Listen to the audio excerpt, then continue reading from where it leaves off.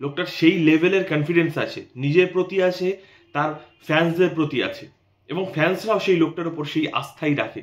না হলে একজন অভিনেতা অন স্টেজ এই ধরনের কথা কি করে বলতে পারে যে আমার কোনো ডিরেক্টর, রাইটার কিংবা কোনো প্রডিউসার কাউকে দরকার নেই, I am the bloody star. উফ, কথাটা যা বললো, সেই সময় যা ভয়েস মডিউলেশন, অনবদ্য। Hello everyone, welcome to my channel with a very new bite. আমি সায়ন। আজকে আবার শাহরুখ খান সম্পর্কে বলবো। রিসেন্টলি যারা ফলো করেছো শাহরুখ খানের অফিসিয়াল পেজ বা বিভিন্ন সোশ্যাল নেটওয়ার্কিং সাইট, তারা জেনে গেছো শাহরুখ খান লঞ্চ করতে চলেছে আরিয়ান খানকে নিয়ে তার নতুন একটা টিভি শো, যেটা সত্য কিনেছে নেটফ্লিক্স।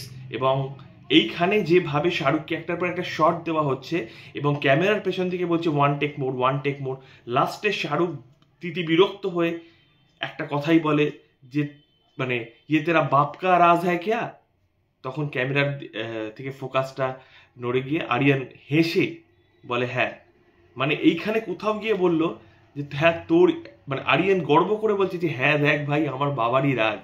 তো এটা কোথাও গিয়ে যেন এমনভাবেই শব্দগুলো চয়ন করা হয়েছে বা সেন্টেন্সগুলোকে বসানো হয়েছে বা টাইমিংগুলো কেমন করা হয়েছে, বোঝাই যাচ্ছে যে আই অ্যাম দি বস। এবং সেইটারই ট্রেলার লঞ্চ ইভেন্টে গিয়ে শাহরুখের এন্ট্রি অসাধারণ ছিল। একটা ব্ল্যাক পুরো পরেছিল, ভি কাটিং একটা টি শার্ট, তার সাথে ব্ল্যাক প্যান্ট, গলায় একটা নেকলেস টাইপের একটা পেন্ডেন্ট বলো, নেকলেস বলো, যাই বলো, আর হাতে যেগুলো শাহরুখ খান নিজের স্টাইল সেগমেন্ট মেনটেন করার জন্য পড়ে থাকে সেইগুলো। সেইখানেই একজন অ্যাঙ্কারকে এই কথা তিনি বলেন যে আমার কাছে কোনো প্রডিউসার, কোনো ডিরেক্টর, কেউ কিছু, কোনো স্ক্রিপ্ট ইভেন ম্যাটার করে না, I am the bloody star.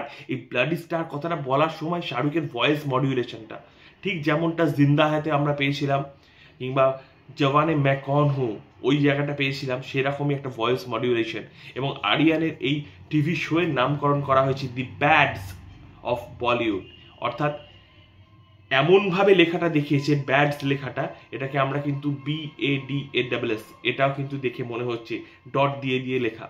কাজেই ব্যাডাস শব্দটা ওখানে ইউজ করা হয়নি, কিন্তু বোঝাতে চেয়েছে দ্য ব্যাডাস অফ বলিউড, এবং নামকরণ করা হয়েছে দি ব্যাডস অফ বলিউড। কিন্তু ব্যাডসটাকে যেভাবে ডিজাইন করা হয়েছে সেটা বুঝিয়ে দিচ্ছে। তো তোমরা যারা এখন গিয়ে দেখোনি, দেখে নাও, মারাত্মক হয়েছে। শাহরুখের নতুন কাজ, ট্রেলারটা বিভৎস হয়েছে। তো আরিয়ানকে লঞ্চ করার একটা খুব ভালো একটা সুযোগ এসছে।